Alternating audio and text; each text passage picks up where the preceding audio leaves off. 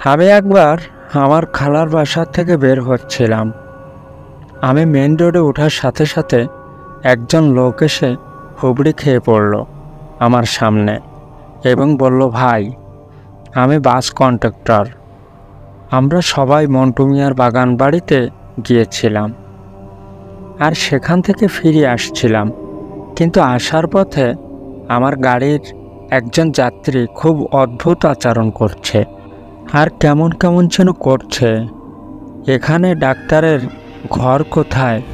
আমাদেরকে একটু নিয়ে যাবেন? তখন আমি বললাম, কেমন আচরণ করছে আমাকে একটু বলেন তো। কন্ডাক্টর বলল, সে এক অদ্ভুত আচরণ করছে।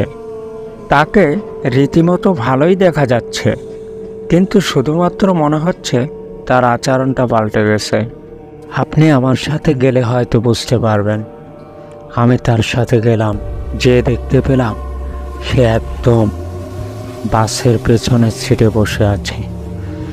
আমাকে যেতে দেখে একবার হাসে, একবার কাঁদে। আমি বললাম, ভাই, আপনার কি হয়েছে? তখন সে আমার সাথে কথা বলল না, বরং অভিমান করে অন্যদিকে মুখ করে বসে আছে। মনে হয় যেন তার সাথে আমার যুগ যুগান্তরের পরিচয়। আমি বললাম, ভাই, কথা বলবেন না? সে শুধু মাথা নাড়িয়ে বলল, না। আমি বললাম, কেন?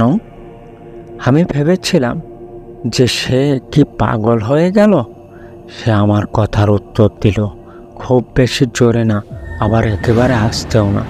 তুই দুপুরে মাংস দিয়ে খেয়েছিস, আমাকে দিয়েছিস?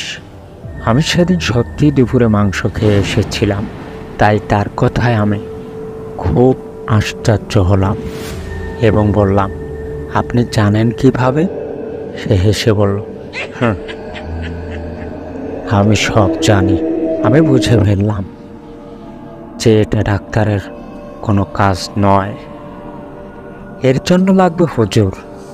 আমি বললাম, কন্ডাক্টর ভাই, এটা কোনো ডাক্তারের কাজ নয়, বরং এটা হলো হুজুরের কাজ। সে ভীষণ জোরে জোরে চিৎকার করে বলতে থাকলো, এই, হুজুর ডাকবে না, তোদের কাউকে ছাড়ব না, শেষ করে দেব তোদের।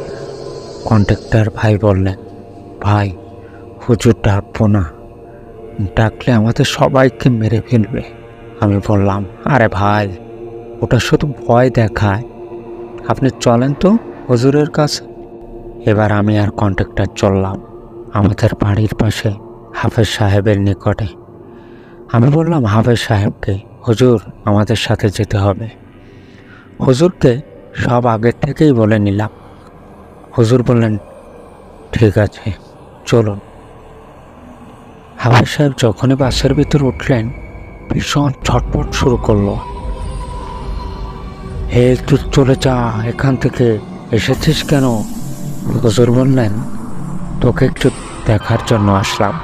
পেশাস অদ্ভুত কণ্ঠস্বরে বলল, হে, ওকে দেখতে এসেছিস কি জন্য? চলে যা এখান থেকে। হুজুর বললেন, আমি যাব।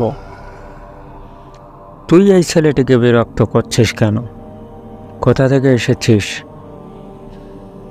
পিশাচটি বলল, তোকে বলবো কেন? তখন হুজুর বললেন, বলবি না তো? আমি তোকে বলাচ্ছি, অপেক্ষা কর, শরীর ছাড়বি নাকি? তখন সে বলল, না, আমি ছাড়ব না। বলার সাথে সাথে হুজুর পানি ছিটিয়ে দিলেন। শেষ পর্যন্ত বেরিয়ে আসলো তার আসল রূপ। আমি দেখি হুজুরের গলা চেপে ধরে বসলো এবং কর্কশ স্বরে বলল, আজ তোকে মেরেই ফেলবো। আমরা সবাই ছেলেটিকে ধরলাম।